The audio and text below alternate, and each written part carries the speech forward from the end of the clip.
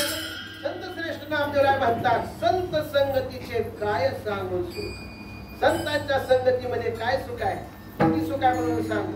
संतांच्या संगतीमध्ये जड जरी गेला तर त्याचा उद्धार आहे. जडाचा उद्धार झाला का नाही. भिंत जड आहे का सजीव आहे, जडच आहे. पण ज्ञानोबरायांनी फक्त भिंतीला हात लावला, भिंतीवरती बसले तर त्या भिंतीचा उद्धार झाला. जडाचा सुद्धा उद्धार करण्याची ताकद आहे. ज्या खांबाला टेकून ज्ञानोबरायांनी ज्ञानेश्वरी सांगितली त्या खांबाचं मंदिर झालं.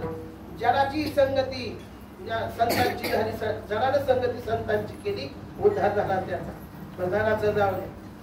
जीवानं जर संगती न बोलणाऱ्या जीवानं जर संतांची संगती केली तर काय होतंय. आळेफाटा नावाचं गाव, त्या आळेफाटाला रेड्याची समाधी आहे. कुणाची. रेडा नावाच्या माणसाची नाही, म्हशीच्या पोराची. म्हशीच्या पोराची समाधी आहे. आमच्यासारखे आपल्यासारखे हजारो वारकरी तिथं जातात आणि पाया कुणाच्या पडतात. जाग्यात तुम्ही कुणाच्या पाया पडते. रेड्याच्या. असं जर रेडा आपल्याला रस्त्यात आडवा आला तर म्हणतो का घाले नाही ना. रेडा आला की काठी पाठीत बसलीच म्हणायचं.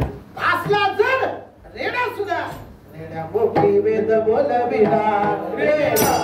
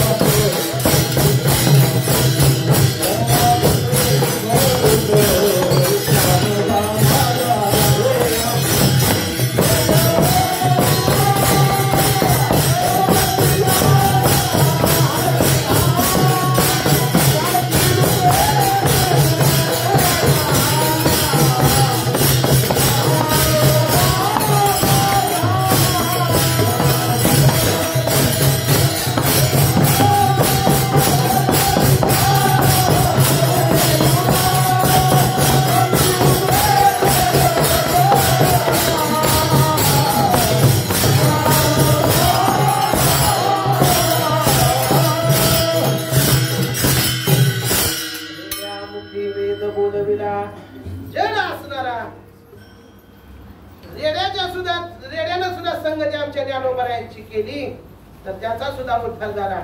आपण तर माणसं आहेत आणि रामकृष्ण भाऊ भगवान भाऊंची आपल्याला संगती झाले. आपला सुद्धा उद्धार होण्याशिवाय राहणार नाही. म्हणून संत संगतीचे काय सांगू. आपल्यापैकी बरीच माणसं समाजामध्ये मान नसलेली असलेली एखाद्या कधी काही त्यांच्या काळामध्ये आपल्याला नसेल मान, पण आम्ही भजन केलं, आम्ही मृदंग वाजवला, आम्ही गायन केलं, हजारो माणसं आमच्या आज पाया पडायला आले. महत्व कशाचं आहे. संतांच्या संगतीचं. संतांची संगती झाली नसती तर कोण विचारलं असतं आम्हाला. अजून पुढे जाऊन सांगू. आम्ही कलेक्टर झाला असतो, आम्ही वकील झाला असतो, आम्ही डॉक्टर साहेब डॉक्टर झाला असतो. पण आज आम्ही वारकरी झालोय. वारकऱ्याची किंमत काय आहे आमच्याशिवाय दुसरं कुणाला माहिती नाही. कारण संत संगतीचे काय सांगू. आपणा पारिखे नाही तेथे. म्हणजे का बरं संतांच्या संगतीमध्ये सुख आहे. तर आपपर भाव त्यांच्या ठिकाणी नाही. आपपर भाव म्हणजे काय. मी वेगळा आहे, तू वेगळा आहे, हा या जातीचा आहे, तो त्या जातीचा आहे, असा भाव त्यांच्या ठिकाणी नसल्यामुळं संतांच्या संगतीमध्ये सुख आहे. बरं माणसाची धडपड तर कशासाठी चालू आहे. सुखासाठीच आहे. सुखालागी करीसी तळमळ. त्याचा परिणाम तरी तू पंढरीशी जाय. पंढरीमध्ये तर कोण आहे. पंढरीमध्ये संतच आहे. देव आहे, संत आहे. म्हणून संतांच्या संगतीचं महत्व सांग. नामदेवरायाला देव म्हणायला लागला. नामदेवा आजपर्यंत तू खातो इरलेला गातो असं आहे का? माझा म्हणे पाठ नाही का तुला? तुम्हाला पाठ असते. तुझं वेगळंच आहे जरा. आजपर्यंत माझ्या समोर बसलास आणि 1 तास 2 तास 1.5 तास नाही, मी प्रगट व्हायला गेलो तर डोकं फोडून घ्यायची तयारी झाली तुझी. मी एरवी कुणाच्या स्वप्नात जात नाही, पण तुझ्यासाठी नैवेद्य खायला आलो मी. बरोबर आहे? नामदेवाला म्हणाले मी तुझ्या हाताने नैवेद्य खाल्ला. मला जर तू एक क्षणभर सोडलंस तर मासा जसा तडफडावा तसा तडफडत होतास. आणि माझ्या समोर अजून पुढे जाऊन सांगू, जेवढे साधू आहेत, जेवढे भजन करणारी माणसं आहेत, किंवा ज्यांना देव मान्य नाही अशी सुद्धा माणसं कधीतरी मला प्रश्न निर्माण करतात की मला देवाची भेट झाली पाहिजे. आणि तू माझ्या समोर उभा राहिलास. मी जर कुणाला बोलत नाही, कुणाचं नैवेद्य खात नाही, माझ्यासोबत समोर उभा राहून दुसऱ्याची कशी काय स्तुती करू शकतोस रे? देवाला सांगितलं, देवा तुला माहिती नाही का माझ्या विठोबाचा कैसा प्रेम भाव, माझ्या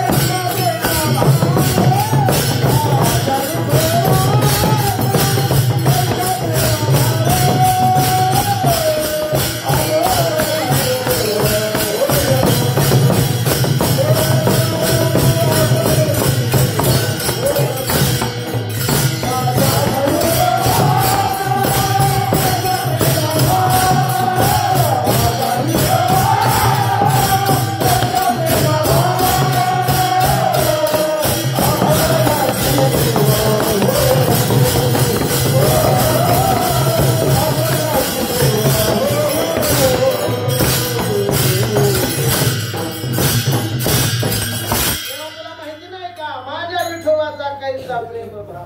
तुझा असा प्रेम भाव आहे. आपणची देव, तूच देव आहेस आणि तूच संत आहेस.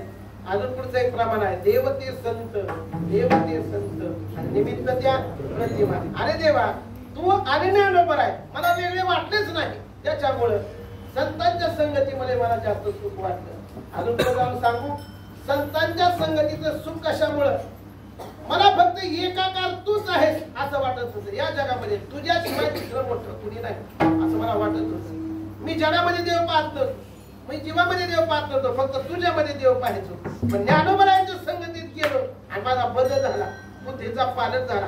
काय झालं? मला सगळीकडे देव दिसायला लागला. जनिवनी अवघा देव, सगळीकडे देव दिसायला लागला. ही कृपा जर कुणाची असेल तर संतांची आहे. म्हणून संत संगतीचे काय सांगू शकतो. पण नामदेव तुला माहिती नाही का, अनेक जणांची प्रमाण आहेत. काय प्रमाण आहेत? कलियुगा माझी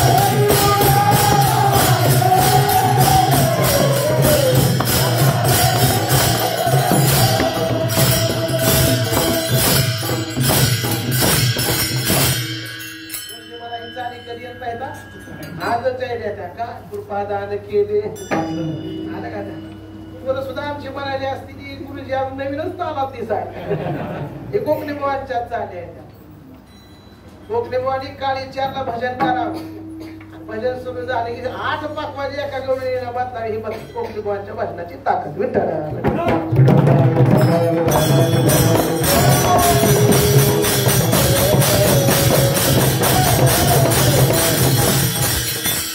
कधीच्या लोकांनी अजून पुढे जाऊन सांगू आताचा परमार्थ सांगू एखाद्या माणसाला नवीन परमार्थाची आवड लागली इकडचं फळावरचं नाही दुसरीकडं सांगडे सोलापूर जिल्ह्याच्या पलीकडं सोलापूर जिल्ह्यात मी एखादा असायचा नवीन भजनाला जर सुरुवात झाली एखाद्या माणसाला जर करू वाटायला भजन तर त्याने एक अभंग पाठ केलेला असतो त्याला कुठला ताल जमतोय त्याचा आवाज ताल त्याला स्वर जमत नाही ती कधी भजने म्हणते सुरात म्हणा नाही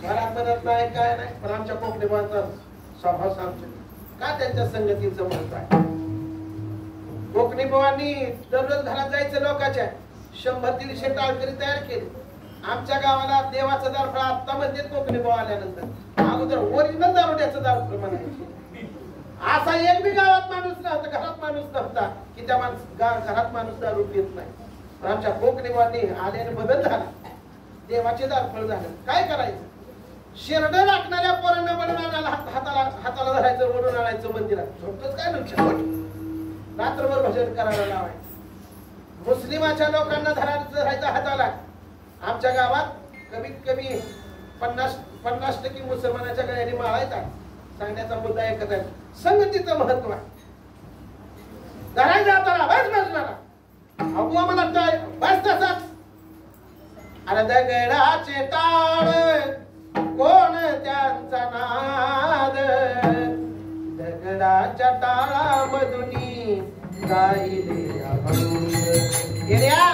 जुन्या लोकांनी दगडाच्या टाळातून आवाज काढला त्याच्यावरती भजन केलं आज तुम्हाला टाळ तर वाजवायला वाजव जसा येतोय तसा ताल चुकला असं ढिरी होती जरा मोठी ढिरीवर असा रट्टा मारायचा बघ काय आपला ताल गेला आणि स्वर जर गेला तर असा कानाला हात लावायचा वळखायचा आपला काय गेलाय स्वर गेलाय पण उठ कधी बनले नाही माणसाला जवळच घ्यायचं एकदा नाही दोनदा नाही तीनदा नाही सारखं सांगायचं आणि त्यांना शिकवायचं म्हणून त्यांच्या संगतीची अपेक्षा आहे संत संगतीचे काय सांगू सुख आपणा पारिखे नाही देते जगद्गुरु नामदेवरायांना देव म्हणायला लागला तुला माहिती नाही का कलियुगा माझी हे तू बाजूला सरकुला करावे कीर्तन आणि तेने नारायण देईल भेटी कलियुगामध्ये भक्ती करण्याचं साधन जर काय असेल तर ते कीर्तन आहे बरं कीर्तन कुणाचं संतांचं का बाय मला संतांचं कीर्तन असतं का नाही देवाचं तुला माहिती नाही का कलियुगामध्ये माझं भजन केलं तर उद्धार आहे आणि संत संगतीचं तू काय सांगायला नामदेवला नाही लय हुशार इथं जसे वकील साहेब बसले सवाल जवाब चालू असतोय ना तर ह्या दोघांचा सवाल जवाब चालू नामदेवाने पक्ष करायची बाजू मांडली कोणाच्या संतांच्या देव मांडायचा देवाच्या तुला माहित नाही का देवा संतांविन प्राप्ती नाही आईसे वेद देती तू आहे वेदाने सांगितलं संतांशिवाय देवाची प्राप्ती होऊ शकत नाही अजून पुढे जाऊन सांगू वकील साहेब पुढे आले म्हणून दुष्टात कळा आला समोर म्हणून सांग वकील साहेब माझी केस आहे डायरेक्ट जज साहेबांकडे नेली तर जमते का जमते का मागचे झोपलेले जागेवा डायरेक्ट आपली केस घेतली जज साहेबांकडे नेली जमते का मध्ये कोण घालावं लागतंय वकील घालावं लागतंय संत हे कोण आहे वकील आहे देव कोण आहे जज आहे डायरेक्ट जज साहेबांकडे जाता येत नाही डायरेक्ट देवाकडे जाता येत नाही मग मध्ये कोणाचा वशिला लावा लागतो संतांचा हे संत मंडळी आमचे वकील आहे तेव्हा तुझी जरी प्राप्ती करायची असेल कलियुगामध्ये भजन करणं 100% खरं आहे पण आम्हाला संगती कुणाची ज्ञानोबा तुकोबाने सांगतात संत संगतीने थोर लाभ झाला संतांच्या संगतीमध्ये थोर लाभ झाला काय झालाय आनंद कोंडला मागे पुढे आमच्या मागे पुढे आनंद म्हणजे काय देवच आहे देवाचं दुसरं स्वरूप म्हणजे आनंद आहे सध्या संतांची संगतीमध्ये तुम्ही सांगताय देवा संतांविना प्राप्ती नाही आई सेवेत देते वेदाने सुद्धा सांगितलं संतांशिवाय प्राप्ती होऊ शकत नाही म्हणून संत संगतीचे काय सांगू किती वेळ सांगू या जगामध्ये कलियुगामध्ये तुला मला आता नाम देवा ते थोर म्हणायचं आहे का साधू थोर म्हणायचे? देवा राग येऊ देऊ नका बरं का. माझा स्वभाव कसा आहे, तोंडावर बोलायचा. उगा माग मी किरबिर कारवा करत नाही. कीर्तन कसं झालं, तोंडावर कीर्तन होतं काय? आपलं तसला स्वभाव माझा डायरेक्ट पुढे स्वभाव आहे. तुला राग आला तर येऊ दे. मग कोण थोर आहे या जगामध्ये? एकदा नाही, दोनदा नाही, त्रिवार सत्य आहे. या जगामध्ये थोर कोण आहे गुरुजी? साधू थोर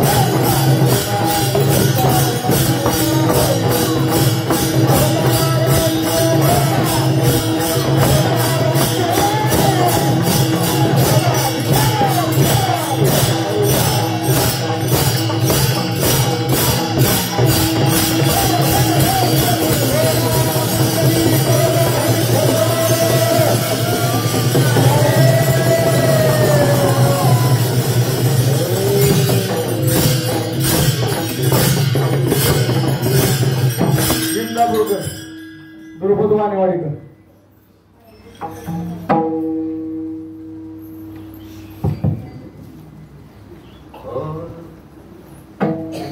संत संगती काय सांगू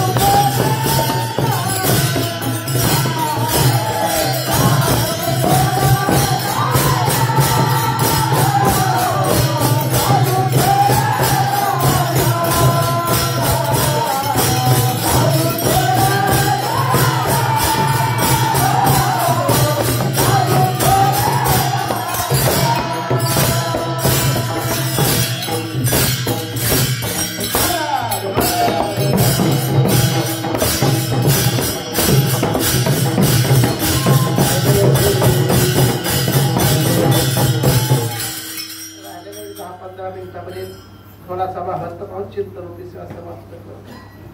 15 मिनिटं शिल्लक आहे. नामदेवरायाला देव म्हणायला लागले, नामदेवराय या कलियुगामध्ये बघ मी थोर आहे, माझी भक्ती करावी का संतांची भक्ती करावी? नामदेवरायाने तिसरा शब्द सांगितला, साधू थोर जाना. परत प्रश्न विचारला, मग संत थोर आहेत का साधू थोर? कोण थोर? संतांचं भजन करावं का साधूचं करावं? संतांना थोर मानावं, संतांची संगती करावी का साधूची संगती करावी? नेमकं कुणाची करावी? त्यांनी सांगितलं एकाच नाण्याच्या दोन बाजू आहेत. त्या कोण?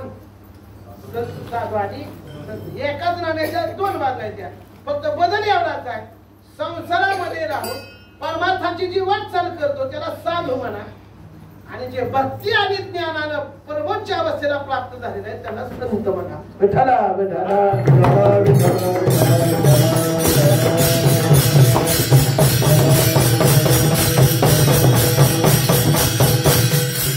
साधूची व्याख्या काय? संसारामध्ये राहायचं पण भक्ती करायची, संसारामध्ये राहायचं पण काय मी उद्धार पावेन, काय कृपा करील नारायण. ऐसे तुम्ही सांगा. साधू कोणाकडे गेलेत? संताकडे. म्हणजे संत आणि साधू एकच आहे, परंतु अजून त्या अवस्थेला पोहोचले नाही, त्याला साधू म्हणा. आणि संत कोणाला म्हणायचं? ज्यांच्याकडे ज्ञान पण आहे आणि ज्यांच्याकडे भक्ती पण आहे. एक अभंग आहे बघा, भक्ती प्रेमा विन ज्ञान नको देवा.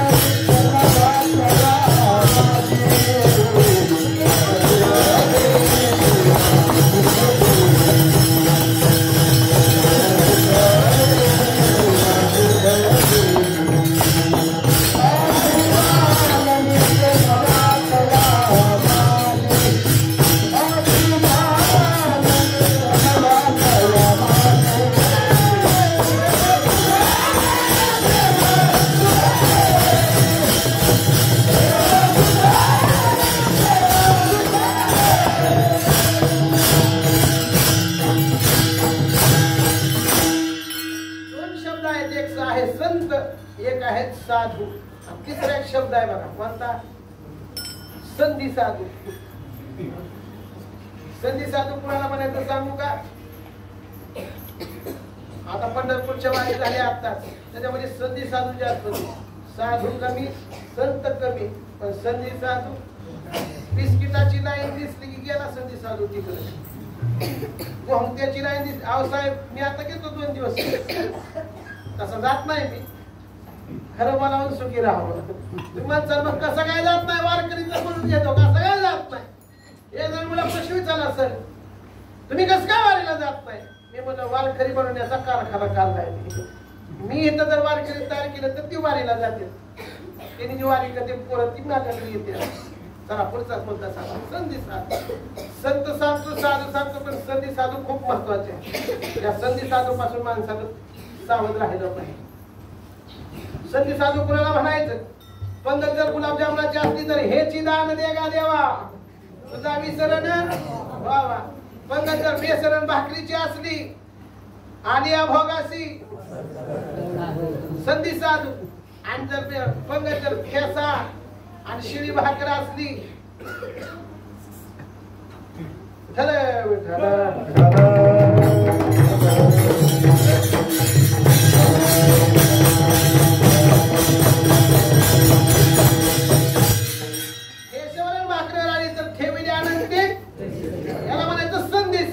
पण साधू वेगळा. संधीचा कुणाला म्हणायचं? साधू.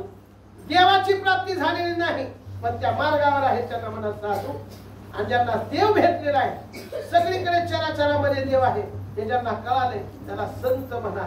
संत आणि साधू एकाच नाण्याच्या 2 बाजू आहेत. म्हणून साधू थोर जाणा, साधू थोर जाणा, साधू थोर जाणा कलियुगे. या जगामध्ये देवापेक्षा सुद्धा श्रेष्ठ जर कोण असतील तर ते संत आहेत. नामदेवराय कशावर म्हणताय तुम्ही? तेव्हा तुला सांगू का, आमुची भावे तुझ देव पण हे का विसरून राहिलासी. हे बाबा तू देव आहे हे खरं आहे, पण तू देव आहे हे कुणी सांगितलं? आमुची भावे तुझं देव. आम्ही जर तुला देव मानलंच नाही तर ही लोक काय तुला मानणार आहेत? म्हणून आम्ही आहेत म्हणून ती तुला किंमत आहे. अजून पुढे जाऊन सांगतो. माता माऊलींच्या गळ्यात मंगळसूत्र असतं. कोणाचं? मला की नवऱ्या. कपाळाला ते कुंकू लावते. कुणासाठी? हातामध्ये बांगड्या भरतात. कुणासाठी? जर त्यांनी बांगड्या भरल्या नाहीत, जर अजून पुढे जाऊन सांगतो, एखाद्या माणसाचे एखाद्या मुलीसोबत लग्न झालं, ती मुलगी असं लग्नात असं नाव घेते, त्याचं नाव घेत बसत नाही, मी पुढे चलतो, असं नाव घेते, ती लोक म्हणते जरा आरात घालून घे की. नवऱ्याला का कुणाला? नेमकं कुणाला? बरं आरात घालून नाव घेतलं, सगळ्या जग जाईल झालं. ही ह्याची कोण आहे? बायको आहे. पण 3-4 दिवसांनी काय झालं? तीच बाई हातातल्या बांगड्या बाजूला काढल्या, कपाळाला कुंकू लावलं नाही आणि गळ्यामध्ये काय घातलं नाही? मंगळसूत्र घातलं नाही. ती जर बाई घरातून बाहेर पडली, लोक काय म्हणतील? काय म्हणतील लोक? तिचा नवरा. बरोबर आहे का? जर त्या बाईने जर शृंगारच केला नाही, शृंगार ही इंग्रजीतला शब्द आहे, मराठीतला सांगतो, मेकअप जर केलं नाही, की लवकर कळते आपल्याला. शृंगार जर केला नाही तर सरळ सरळ ती माणसं म्हणते हिचा नवरा काय झालाय? मेलाय. तसं देवा आम्ही जर तुझा कंठी मिरवू तुळशी, बरोबर आहे, व्रत करू एकादशी, हे कुणासाठी आहे? आमच्यासाठी नाही, हे देवा तुझ्यासाठी आहे. म्हणून आमुची भावे तुझं देव पण. म्हणून साधू थोर जाणार. आम्ही तुला ओळख दिली, तू आम्हाला ओळख दिली नाही. आम्ही आहेत म्हणून तू आहेस हे ठणकावून सांगितलं नामदेवरायाने. मग देव म्हणतोय तुमचे संत संसारात राहतात तरी कसे, इहलोकी तोची सर्वाभूती सर्व. कशामुळे तू त्यांना सांग दोघांची तुलना केलीच माझी आणि त्यांची? कशामुळे तू असं म्हणतोय की ते श्रेष्ठ आहेत? त्याचं कारण आहे इहलोकी तोची सर्वाभूती सर्व. सगळ्यांसोबत सारखेपणानं, सगळ्यांसोबत एका मनपात. अजून पुढे जाऊन सांगू, रामकृष्ण भाऊ आणि भगवान भाऊ जर येडशीत जन्माला आले नसते, आज परमार्थ चालू असतं का इथला? एवढे टाळकरीत आले असते का? त्यांच्यामुळे सगळं आहे. बरं आहे तुला ऐका, इथे इतके दिवस आपण सगळेजण येतो, त्यांची जात आपली जात साधर्म्य काय नाही. अनेक जातीची लोक एका मंडपाच्या छत्रछायेखाली आणून ठेवण्याची ताकद कुणामध्ये आहे? इहलोकी तोची. तोची म्हणजे कोण? संत सर्वाभूती सम. आणि शरीराचा भ्रम नेणे कदा शरीरावरती प्रेम करत नाही. शरीरावरती प्रेम करत नसल्याचे अनेक उदाहरणं सांगू शकतो. सगळ्यात मोठं उदाहरण ज्यांच्या पंचक्रोशीमध्ये आपण राहतो ते संत श्रेष्ठ गोरोबा काका. किती प्रेम आहे त्यात, किती प्रेम होतं शरीरावरती. किती स्वतःच्या पत्नीने शपथ मोडली, हात तुरून टाकले, स्वतःचा मुलगा पायानं तुडून टाकला चिखलामध्ये, चिखलमय करून टाकला, तरी भक्ती बंद केली नाही. शरीरावरती प्रेम नाही. या हाताने शपथ मोडली माझ्या पांडुरंगाची, म्हणून हात तुडून टाकणारे इतकी प्रेम शरीरावरती. शरीराचा भ्रम, शरीर माझं नाही, हा भ्रमच त्यांच्या ठिकाणी आहे. देह नव्हे मी हे सरे, माझ्या अंगात मी पण संपलं देवा. संतांनी काय सांगितलं आम्हाला माहितीये? देव आणि आपण एकच आहोत, एकची घोंगडी मांगरू आली. शरीराचा भ्रम नेणे कला. आणि राहतात कसे ते, कशावरून ओळखायचं त्यांना? त्यांनी सांगितलं हप्ता का विठ्ठल विठ्ठल.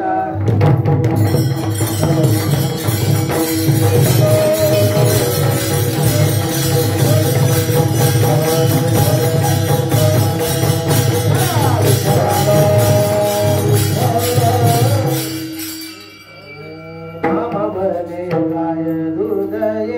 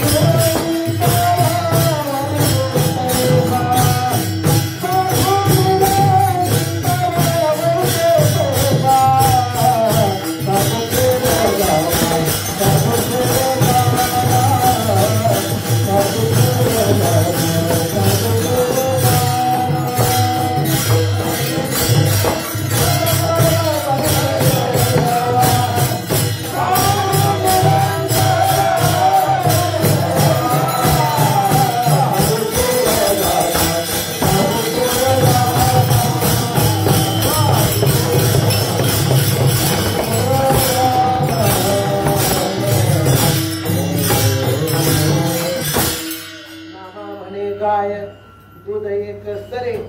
दुसरा एक पाठ आहे नामा म्हणे गाय दूध एक सार साधू निरंतर वरते त्याच्या सरे आणि सारे येत.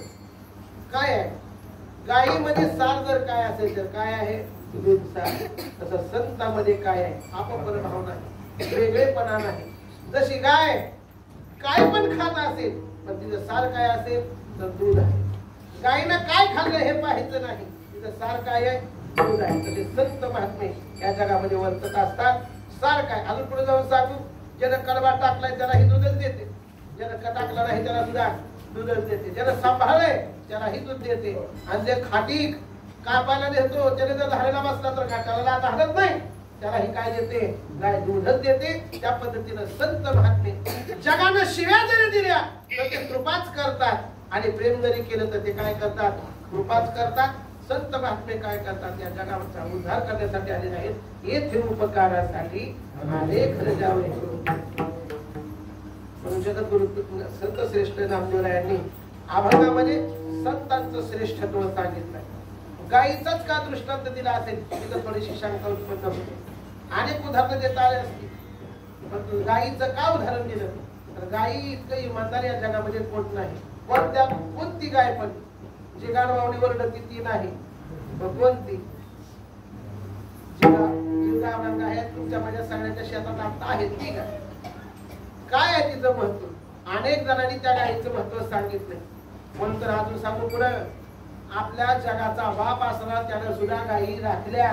किती गायी राखल्या काय काय महाराज म्हणतात 9 लाख गायी राखल्या. त्याचं बी खरं आहे पण होत्या किती कुणाला माहिती नाही. कारण गोकुळामध्ये जशा गायी जेवढ्या गायी तशा पदव्या असायच्या. तिथं 9 उपनंद होते. कुणाला म्हणायचं उपनंद. ज्याच्याकडे 5 लाख गायी त्याला म्हणायचं उपनंद. असे किती उपनंद होते 9 होते. 9 45 लाख गायी झाल्या. नंद होते. नंद किती 9 नंद होते. कुणाला म्हणायचं नंद. ज्याच्याकडे 9 लाख गायी त्याला काय म्हणायचं नंद. 9 9 81 45. फक्त तुम्ही गणित करा मला गणित येत नाही त्याच्यामुळे दहावी नापास झाले. चला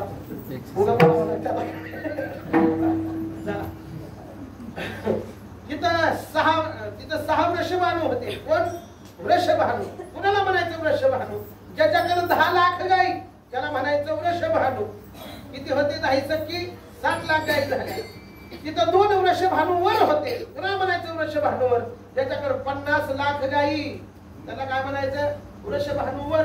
आणि 1 नंदराज होता ती कृष्णाचा बाप होता. कुणाला म्हणायचं नंदराज. ज्याच्याकडे 1 कोटी गायी त्याला काय म्हणायचं महाराजामध्ये 9 लाख गायी राखीत होता. त्यांचं बी खरंच आहे. 1 कोटी मध्ये 9 लाख दूध देत असतील म्हणून राखत असेल. जाऊ द्या मला काय करायचं.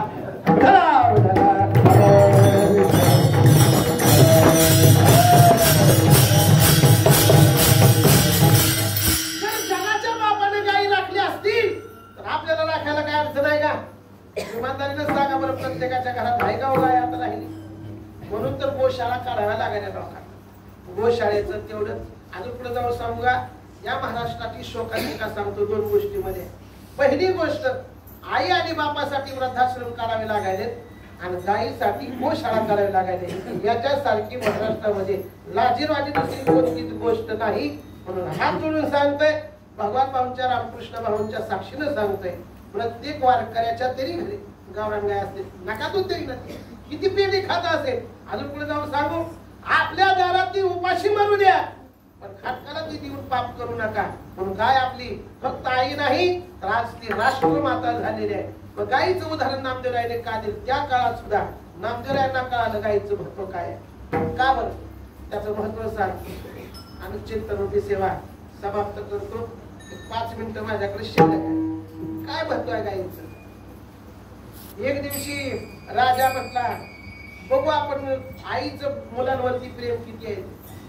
म्हणून त्यानं एक हौद ठेवला होता आणि त्या हौदात एक माकडीने टाकली. तिथे 4-5 किलो टाकली. किती आईचं महत्व आहे बघू. त्याला म्हटलं ठीक आहे. बिरबलाने सांगितलं बघूच काय आहे. हौदामध्ये माकडीने टाकली आणि त्या हौदात पाणी भरायला चालू केलं. पाणी हळूहळू हळूहळू वर येत होतं. तसं त्या माकडीने विचार केला माझी लेकरं भिजतेली बाय धरली ती सगळी लेकरं आणि कबरेवरती गेली. पाणी हळूहळू वाढत होतं. कमरेवर घेतलेली लेकरं तिने विचार केला आता कमरेपर्यंत पाणी आलंय, खांद्यावरती घेतलं. लेकरं खांद्यावरती घेतले. किती प्रेम आहे आईचं. राजाला बिरबलाला राजा म्हणायला लागला, बघ या जगामध्ये सबसे बडी है माँ, सगळ्यात मोठी आई आहे. किती प्रेम आहे तिचं लेकरावरती. राजे साहेब थोडं दम धरा. परत पाणी चालू केलं. पाणी वाढत वाढत वाढत खांद्यापर्यंत आलं. आईला वाटलं आता लेकरं मरतील. आईनं खांद्यावरची लेकरं अशी डोक्यावरती घेतली आणि पाणी हळूहळू वाढायला लागलं.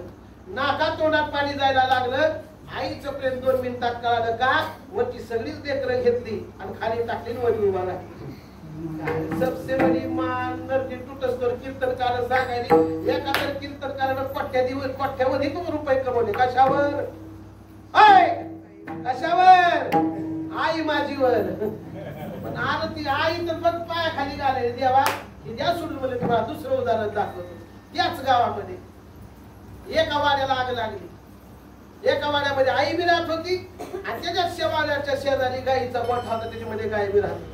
पण काय झालं, गाय होती बाहेर, आई भांडी घासत होती बाहेर. वाड्याला आग लागली आणि कोपटाला पण आग लागली. आईनं लांबून थांबला फोडला, माझ्या लेकराला वाचवा, माझ्या लेकराला वाचवा, माझ्या लेकराला वाचवा. पण गायीनं ओरडली नाही. गाय नीट आगीत घुसली, आपल्या लेकराचं दावत तोडलं आणि आपल्या वासराला बाहेर घेऊन आली. नामदेवराय म्हणले तुला कळालं गायीची किंमत किती आहे? आईपेक्षा सुद्धा कितीतरी पटीनं श्रेष्ठ कोण आहे? गाय आहे. आणि गायीपेक्षा श्रेष्ठ कितीतरी पटीनं आमचे संत आहेत. म्हणून नामामध्ये गाय दूध एक सरे आणि साधू निरंतर वरते तैसा या जगामध्ये. म्हणून साधू थोर जाणार, साधू थोर जाणार, साधू थोर जाणार. कधी सलग दुसऱ्या वर्षी तिथं चिंतन करण्याचा योग भेटलाय. मला वाटतंय की माझं कुठेतरी पुण्य उदयाला आलंय.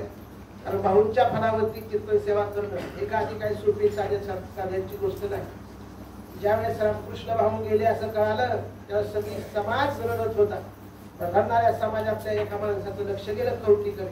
तर कवटीवरती रामकृष्ण नाव कवटीवरती आलं होतं. काय भक्ती असते त्याची.